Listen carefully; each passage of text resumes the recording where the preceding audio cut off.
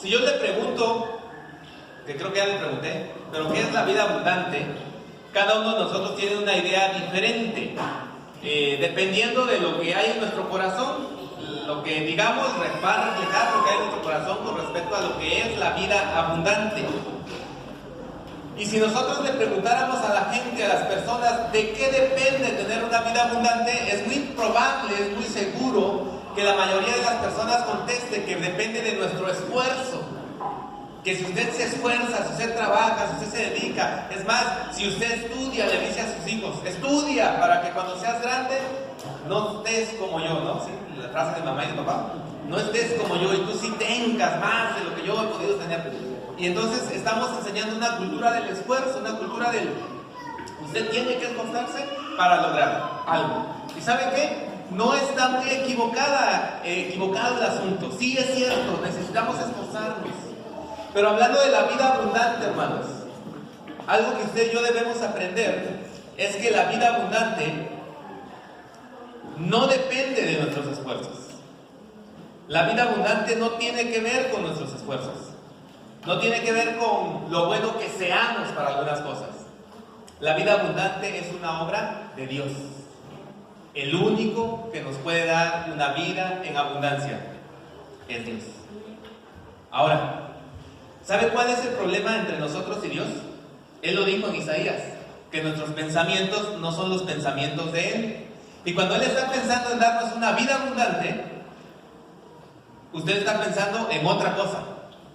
Usted está pensando en su yate, sus vacaciones en las Bahamas, ¿verdad? Un chalet en Suiza, allá donde vivía Heidi.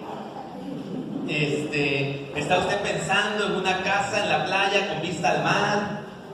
Y esa es la vida abundante desde su perspectiva, pero desde la perspectiva de Dios, ¿cuál es la vida abundante? Si usted ha tomado su discipulado, se acordará que en la lección número 9 hablamos de qué, hermanos, a ver.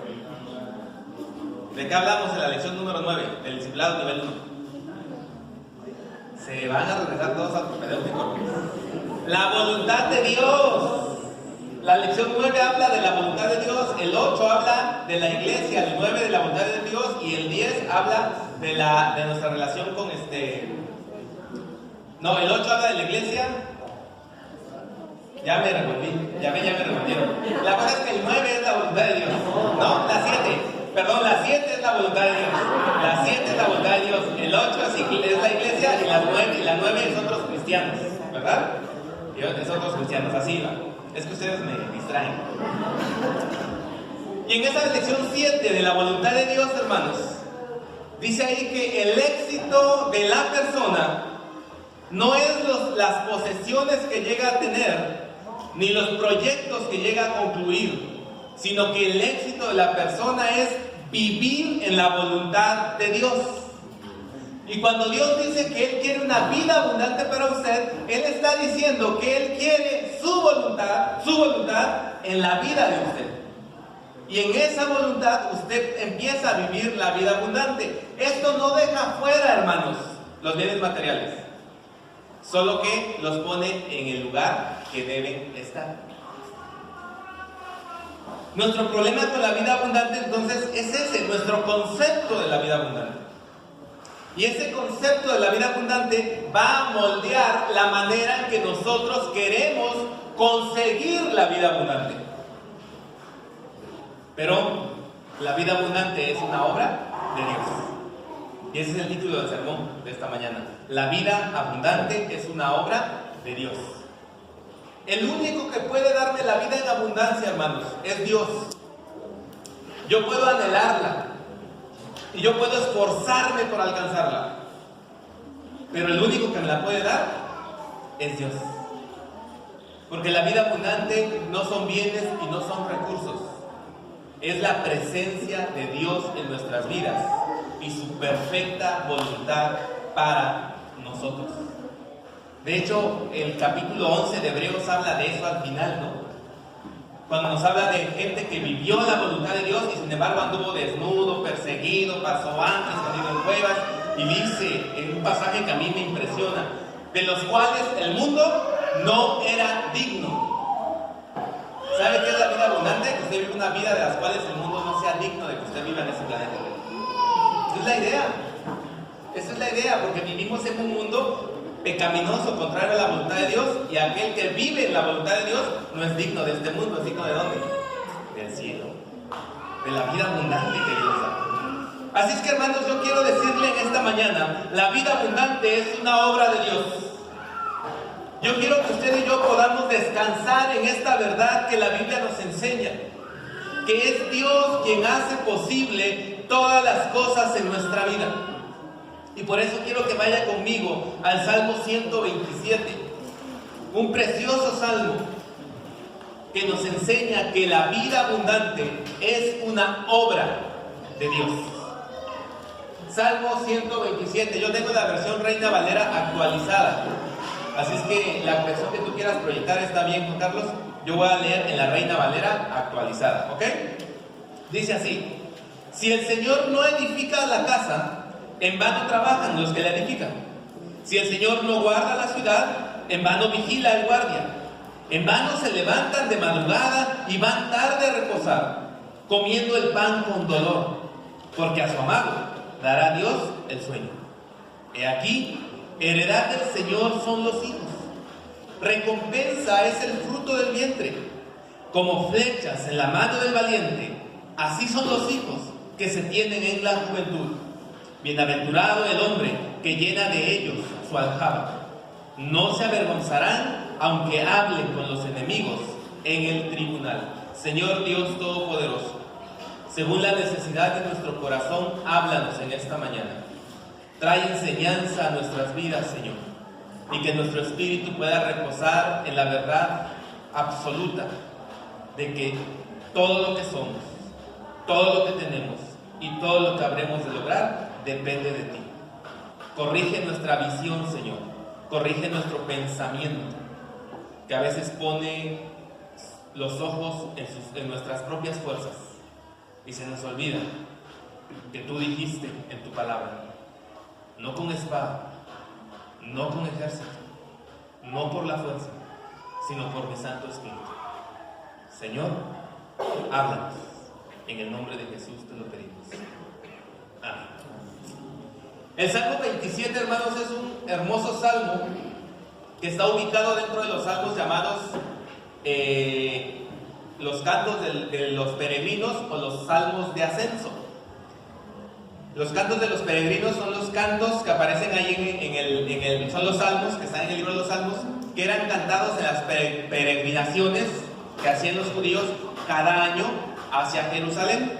Y los cantos de ascenso, hermanos, eran los que cantaban exclusivamente cuando llegaban al pie del monte donde se ubica Jerusalén, el templo, el monte Sión, y empezaban a subir. Cuando quedaba a la vista el templo, cantaban estos cánticos, los cánticos de ascenso, y uno de esos cantos era el Salmo 127. Parece ser que es un salmo de gratitud, es un salmo de confesión de que todo depende de Dios y que se cantaba al entrar al templo y contemplar la majestuosidad del templo, y para los judíos la presencia de Dios en ese lugar. Este salmo, hermanos, es bien interesante porque nos enseña, hermanos, que todas las cosas dependen de Dios, y como decimos en nuestro tema o nuestro énfasis, hermanos, que la vida abundante es una obra de Dios. Ya dije, hermanos, que nosotros a veces tenemos un concepto equivocado de lo que es la vida abundante y hacemos un énfasis en lo material, en lo que podemos palpar.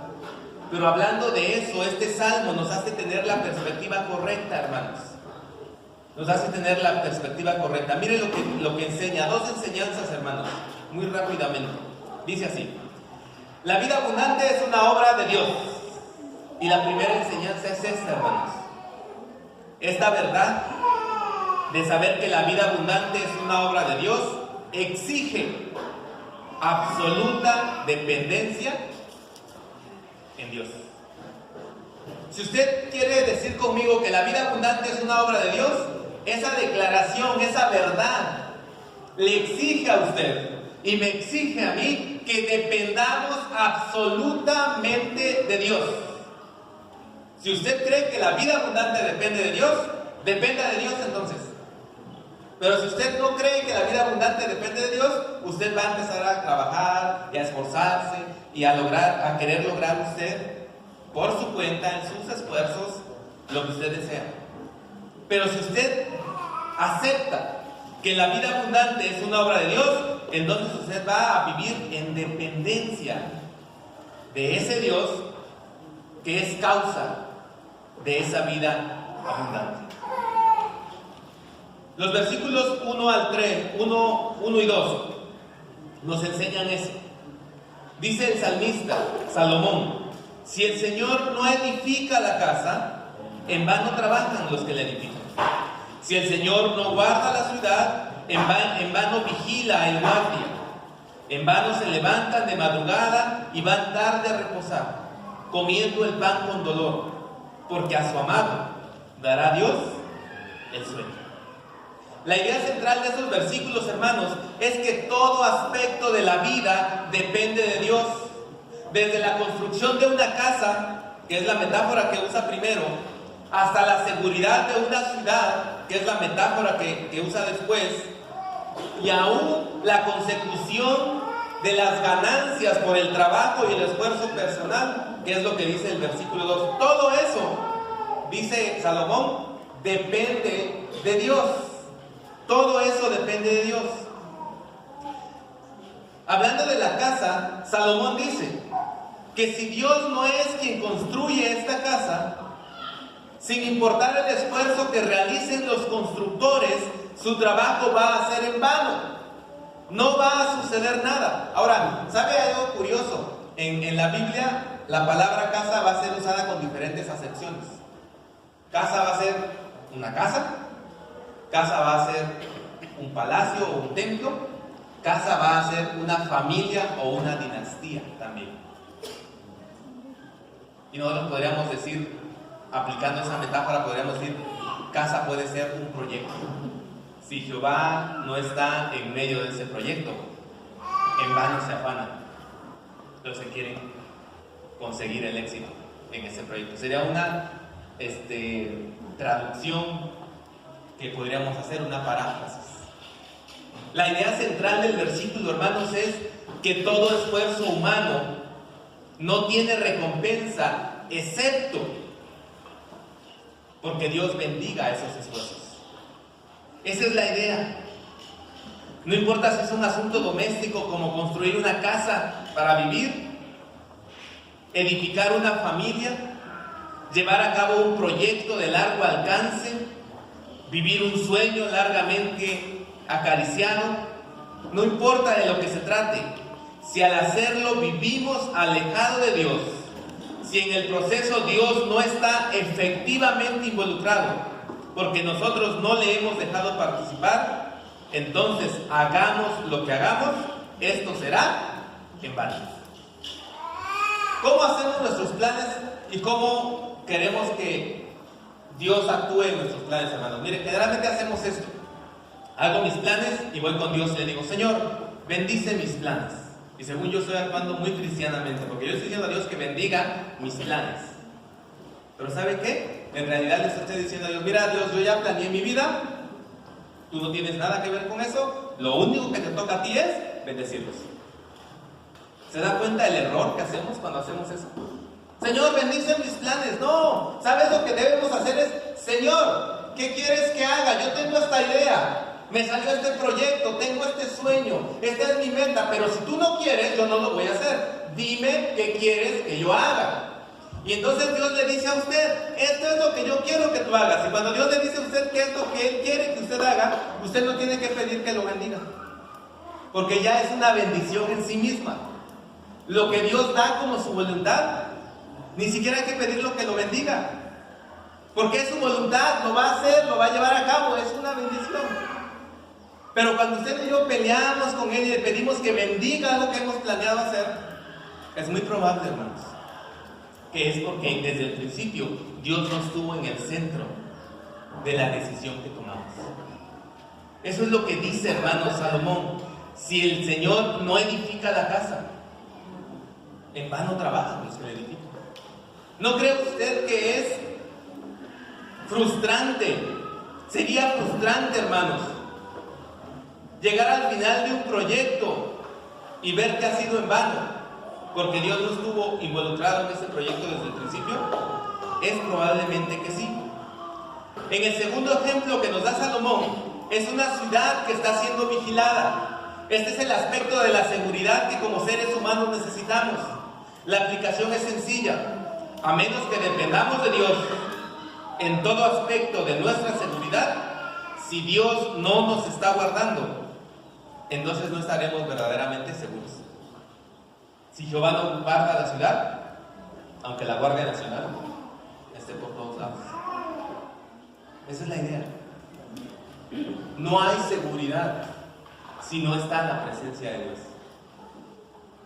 Y a veces usted y yo nos vamos, nos metemos en situaciones y ya cuando estamos ahí le decimos: Señor, por favor, cuídame aquí donde ando. Y muchas veces creo yo que Dios dice: bueno, ¿y quién te dijo que fueras ahí? En lugar de preguntarle: Señor, ¿crees que yo deba ir a tal lugar? ¿Será correcto? ¿Será bueno? ¿Te agrada? ¿Es tu voluntad? No, ya cuando estamos ahí pedimos que Dios nos guarde. Ahora miren, el versículo 2 para mí es el más fuerte de todos los dos versículos. En vano se levantan de madrugada y van tarde a reposar, comiendo el pan con dolor, porque a su amado dará Dios el sueño. Yo podría decirlo de esta manera: ¿cómo duerme, hermano?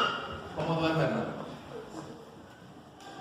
Porque la manera en que duerme indica cuánto lo ama el Señor. Yo sé que aquí hay algunos o algunas que Dios los ama mucho y que les duerme, que hay que despertarles. No, pero mire, la idea es esta. Déjeme decirlo de esta manera. El otro día estaba yo platicando con mi hijo, Bernie, y él estaba muy preocupado. Estaba muy preocupado porque se estaban acabando los pañales. Y él decía: ¿cómo le voy a hacer? ¿Cree usted que a Bernie le quite el sueño saber que no hay pañales? No le quita el sueño, no. Esa es la idea, hermanos. Él no está preocupado. A él no le preocupa nada, absolutamente nada. Él duerme, hermanos. Bueno, verán cómo duerme. En la noche hay que despertarlo para que coma, porque si no lo despertamos se va de largo. Eso es lo que está diciendo el Salmo. A su amado el Señor le da la tranquilidad, le da el reposo, le da la confianza, que independientemente de las circunstancias, Él lo va a bendecir.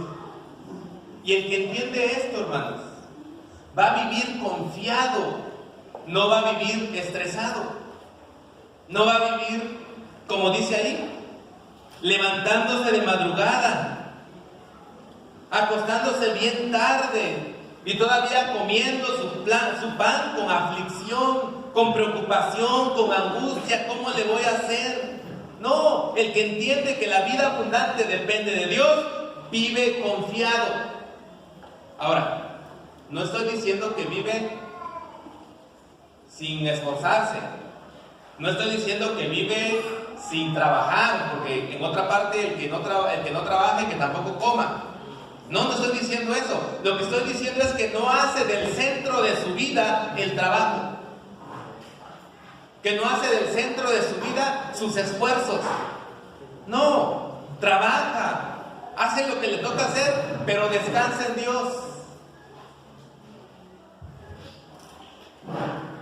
En la noche, cuando mi esposa y yo oramos, le decimos al Señor: Señor, hicimos este día todo lo que pudimos hacer.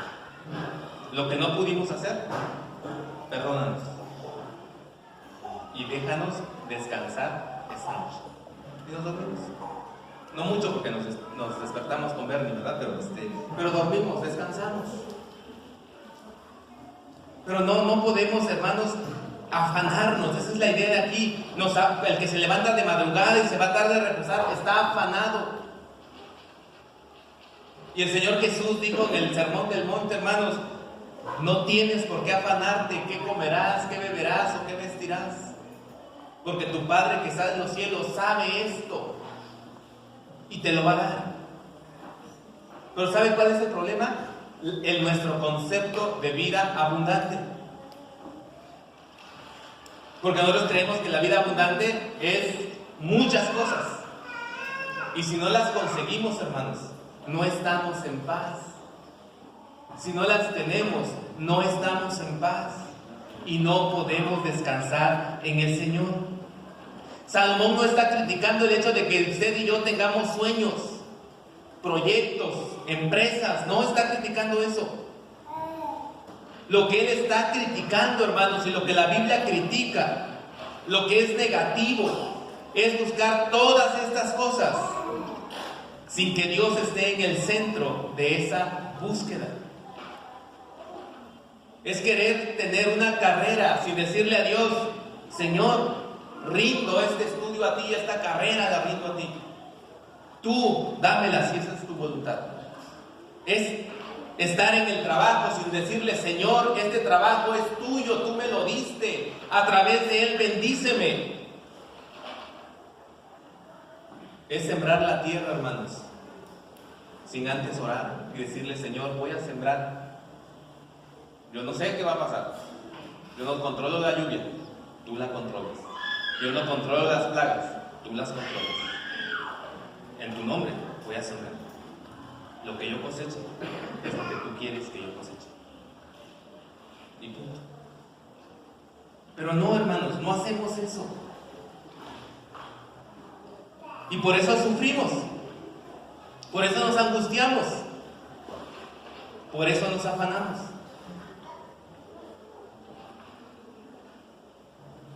Salomón dice que buscar lo que nuestro corazón desea sin considerar cuál es la voluntad de Dios no es correcto.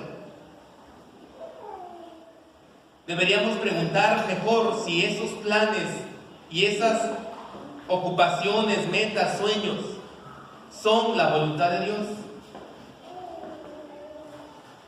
Porque si no es así, estás construyendo en el aire. Dios no está ahí y no te va a respaldar. Tú puedes esperar que con lo que estás haciendo suceda lo que sea, pero lo que no puedes esperar es que Dios esté contigo, porque solo a su amado dará Dios el sueño. ¿Vas a construir una casa? Sea una casa literal o una familia, un proyecto, lo que sea, ¿está Dios ahí? ¿Es lo que te mandó a hacer Dios? ¿Es lo que Él te pidió? Si es así, descansa. Aunque las cosas estén negativas, aunque las cosas estén mal, si es lo que Dios te pidió, descansa. Él tiene el control. Él va a actuar. Estar quietos y ver que yo soy Jehová, le dijo a los israelitas, ¿se acuerdan? Estaban enfrente del mar, no había por dónde salir, el ejército de Faraón venía detrás. Ellos le estaban reclamando a Moisés: ¿para qué nos trajiste acá? Nada más para que nos mataran. Pero ¿de quién era la voluntad que estuvieran ahí? De Dios. Por eso es que Él dijo: yo los traje aquí, tranquilos, yo los voy a salvar. Es lo mismo, hermanos, con nuestra vida y con nuestras ocupaciones y con nuestros proyectos y con nuestros anhelos. Si Dios nos ha dicho que hagamos eso, tranquilo, descanse en Dios, duerma como niño recién nacido. Papá está acá, Él está acá. Porque la vida en abundancia, la vida abundante, hermanos, es obra de Dios. Salomón nos está diciendo, hermanos, en estos cortos versículos, que la seguridad de nuestras vidas, que las posesiones que tenemos, que todo cuanto deseamos, no está basado en nuestra habilidad para hacer producir, ni en nuestra capacidad para resolver problemas, tampoco en la plenitud de nuestros recursos. Salomón dice que la seguridad, que la abundancia y que la paz solamente están en Dios. No descansemos en nosotros, descansemos en Dios. También Salomón nos enseña, hermanos, que en las circunstancias más difíciles de la vida abundante puede ser vivida cuando se vive en absoluta dependencia de Dios. Yo siempre me acuerdo de ese relato. Hay un padre del desierto, un ermitaño, siglo II, se huyó de la contaminación con el mundo, una idea mala, pero él huyó, fue allá, y un día se levantó y lo único que tenía frente a él era un pan seco, enmohecido, y un trasto con agua. Lo puso delante de él y oró al Señor y le dijo: Señor, gracias por tus abundantes bendiciones, porque aparte de haberme dado a Cristo, todavía me das un pedazo de pan que comer. Bendito sea. Y se lo comió con mucho gusto. Yo he dicho: ay, Señor, me encantaría tener la misma actitud a mí a veces. Me encantaría poder decir lo mismo, Señor. Pero a veces, hermanos, las preocupaciones, las situaciones difíciles no nos permiten ver lo abundante que ha sido la bendición de Dios para nuestra vida. Se nos olvida, hermanos, que el Señor nos ha estado bendiciendo todos los días y que tenemos más bendiciones de las que podemos contar, pero no las estamos viendo. La vida abundante, hermanos, es obra de Dios. Dependamos de Dios. ¿Tienes proyectos, sueños, deseos, anhelos? Haz lo que tengas que hacer, pero pon a Dios en el centro de todo ello y depende de Dios para realizarlas. Y lo que Dios te dé, lo que Él te permita, acéptalo como una bendición de Dios. ¿Saben cuál es el problema? Que a veces, hablando de bendiciones, hermanos, nosotros estamos mirando la casa del vecino, y a veces ese que se porta bien mal, ni a la iglesia viene, ni se acuerda de Dios, le está yendo muy bien. Y yo, que creo en Dios, que vengo a la iglesia, no me está yendo bien. Y eso entra amargura en nuestro corazón a veces. Pero ¿sabes lo que dice la palabra de Dios? No te apacientes por causa de los impíos que prosperan.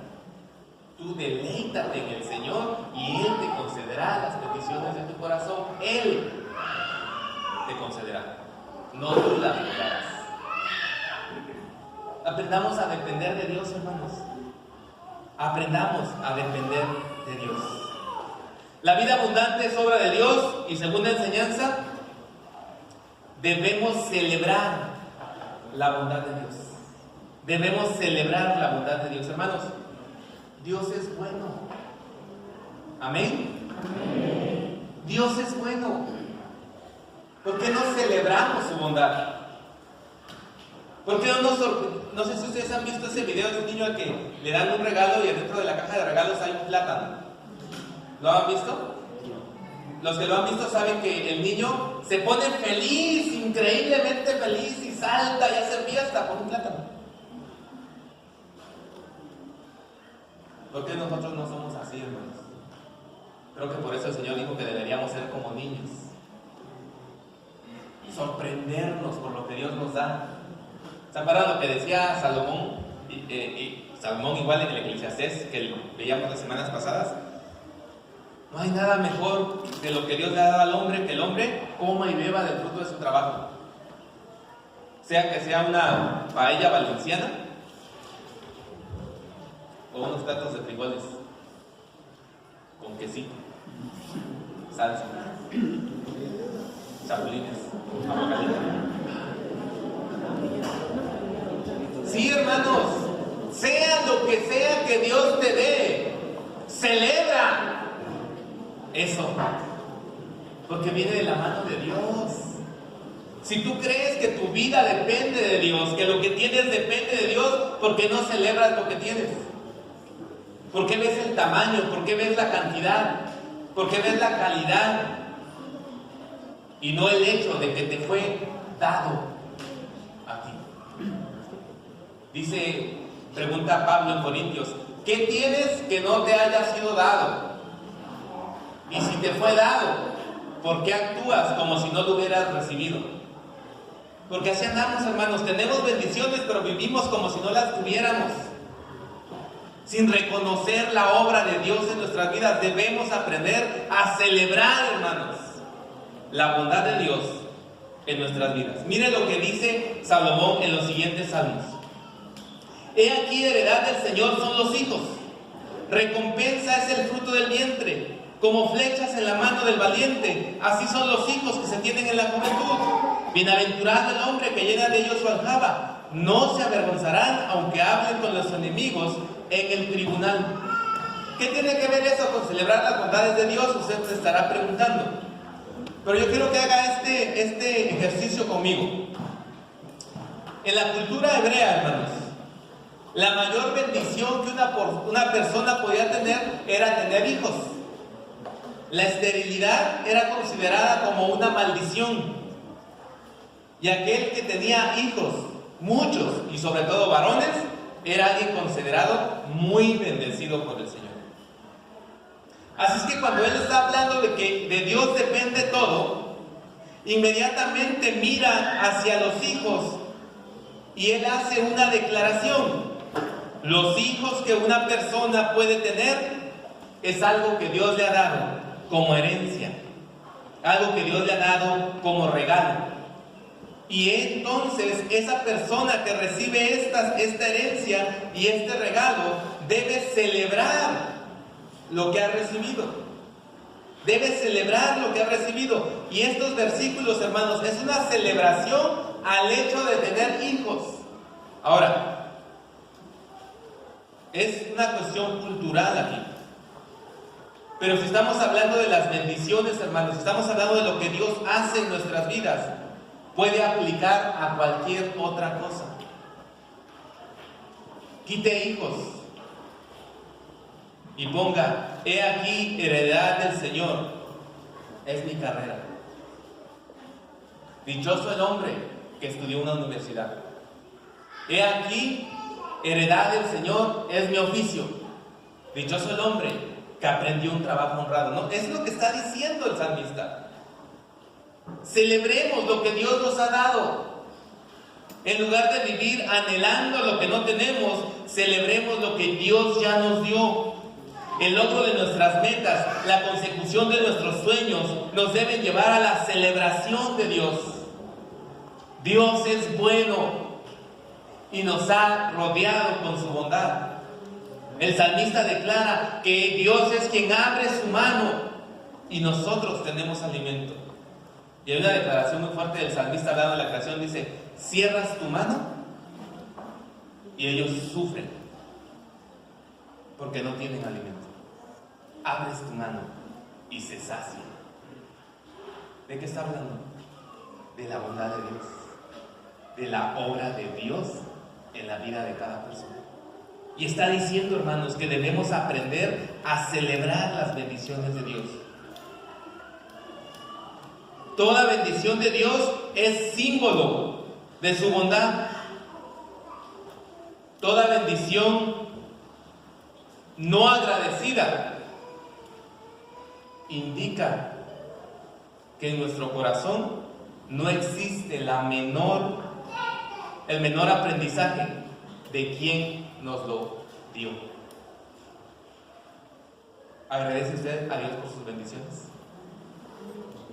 ¿La celebra? ¿O está esperando que venga la bendición mayor, la que usted tanto anhela, y entonces va a hacer fiesta? No, ¿qué le ha dado Dios hoy?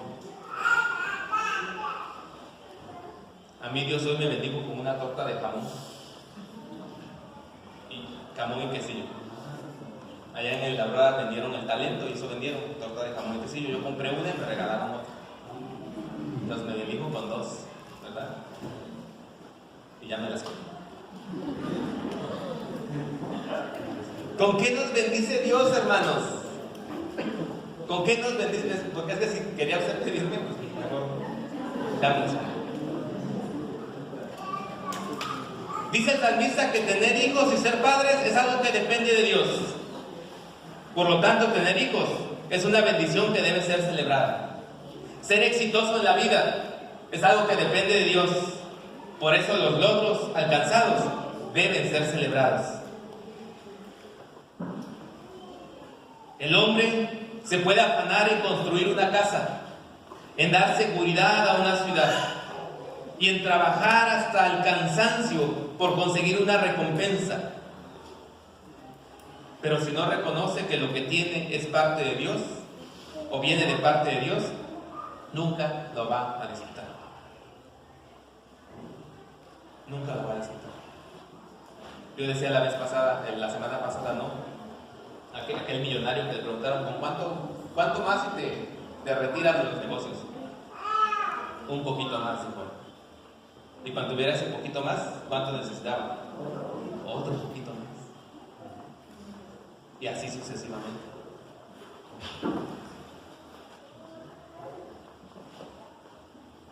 Lo que es cierto, hermanos, es que las bendiciones de Dios expresan la bondad de Dios. Cuando nosotros reconocemos que lo que tenemos es una bendición de Dios, valoramos nuestra vida y lo que tenemos. Sean los hijos,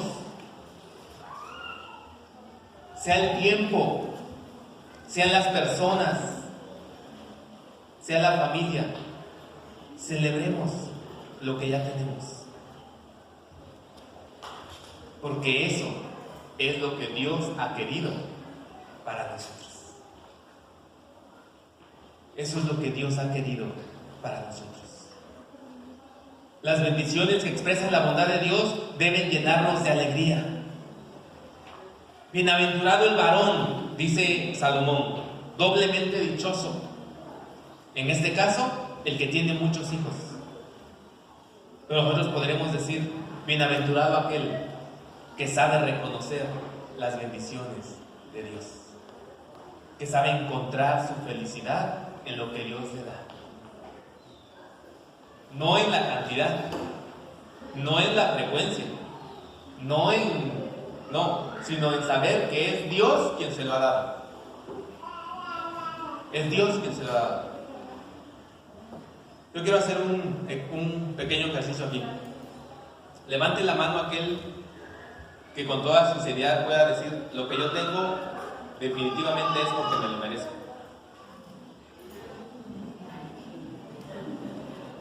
No, ¿verdad? Qué bueno que piense así, porque es verdad. Nada de lo que tenemos lo merecemos. ¿Saben qué merecemos? Porque por naturaleza ustedes eran hijos de ira, dijo el apóstol Pablo. Eso merecemos. Sin embargo, Dios muestra su amor para con nosotros, en que siendo aún pecadores, Cristo murió por nosotros. Y aquel que no escatimó ni a su propio Hijo, ¿cómo no nos dará junto con Él todas las demás cosas? Todo lo que tenemos, hermanos, es por gracia de Dios. Pero ahí andamos, hermanos, deseando más.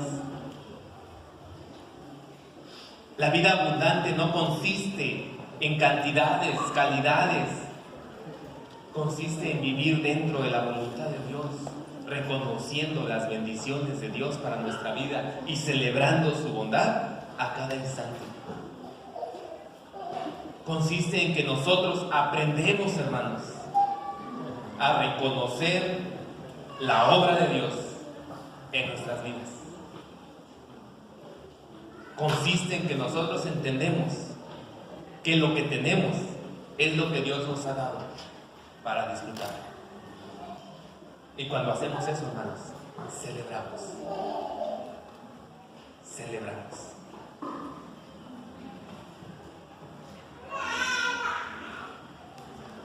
Hay un tenista, se llama como yo, Rafael Nadal. No sé si usted lo ha visto jugar a Rafa Nadal.